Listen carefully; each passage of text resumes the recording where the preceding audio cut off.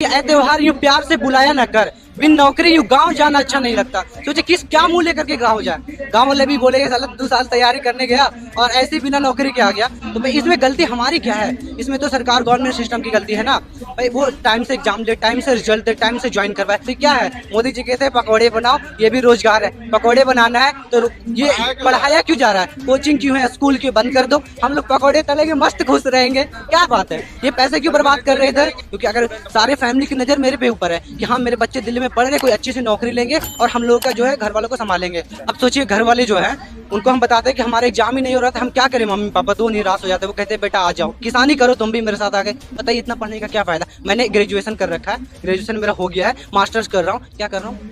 ये हो क्या रहा है? क्यों कर रहा हूँ मैं मास्टर?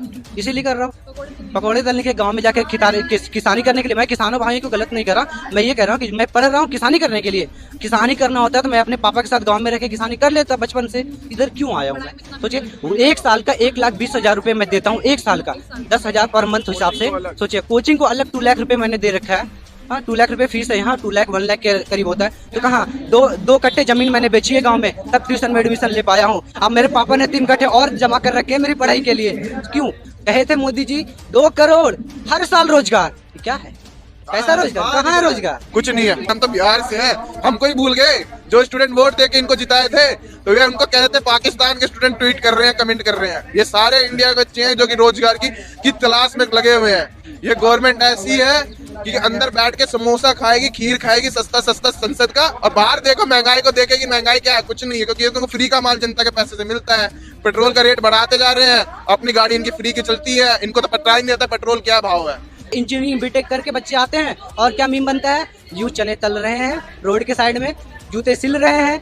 ये क्या? इसीलिए हम लोग बीटेक किए थे भाई। कहते हैं सरकार की भाई ये लोग तो आंदोलन जीवी है। हमारे देश को स्वतंत्रता जो दिलाए थे वो भी आंदोलन जीवी ही थे भाई। असहयोग आंदोलन, सविनय अवज्ञा आंदोलन और जो आंदोलन चले हैं ना वो सारे आंदोलन ही थे। हमने उन्हें चुन करके यूं नहीं भेजा था कि आप जाइए वहां पे जाकर के बैठिए और अंधे और बहरे हो जाइए। जब भी देश में चुनाव होता है साम्राज्यवादी नीति अपना लेते हैं, ये कहीं कहीं स्ट्राइक करवा देते हैं, बॉर्डरों पे लड़वा देते हैं। कहते हैं कि सुना है कि सरहदों पे बहुत तनाव है क्या? सुना है सरहदों पे बहुत तनाव है क्या? जरा पता करो कहीं देश में चुनाव है क्या? तो ये हमारी ही गलती है, हमने ही उन्हें चुन के भेजा था, गलती हमारी है। लेकिन अब हमें उन्हें हटाने का भी अधिकार हमारे पास है। गलती सुधारेंगे आप? सुधारेंगे बिल्कुल। 2024 में आप देखिएगा इस गलती को किस तरह से सुधारा जाता है। अगर उन्हें अपनी सत्ता, अपनी कुर्सी बचानी है तो युवाओं पे ध्यान देना पड़ेगा, और अगर नहीं दिए तो एग्जाम देना पड़ेगा, रोजगार देना पड़ेगा। उन्हें जो वादा किए हैं हर साल 2 लाख रोजगार का, उसे पूरा करना पड़ेगा। और अगर नहीं पूरा किए तो भाई इस बार स्टूडेंट जाग चुके हैं। अब सारे आप कोई भी नीति अपना ले, साम्राज्यवादी नीति अपना ले या हिंदू मुस्लिम का एजेंडा अपना ले, युवा सुनने वाले नहीं है। वोट मैम उसी सरकार को देंगे जो सरकार युवा के लिए काम करेगी, शिक्षा पे ध्यान देगी। अब देखिए मुद्दा एग्जाम दो और वोट दो का नहीं है, मुद्दा होगा रोजगार दो और वोट दो। एग्जाम मैटर अब नहीं है, अब सिर्फ यहाँ पे एग्जाम नहीं रह गया है, अब मुद्दा आ गया रोजगार का। 23 साल का 24 साल का लड़का घर से पैसे मांगा जा सकता है कि नहीं मांग सकते? कि घर से भी मांगने में शर्म आते। छोटे भाई कहते भैया कब तक पढ़ोगे, कब तक हम पढ़े?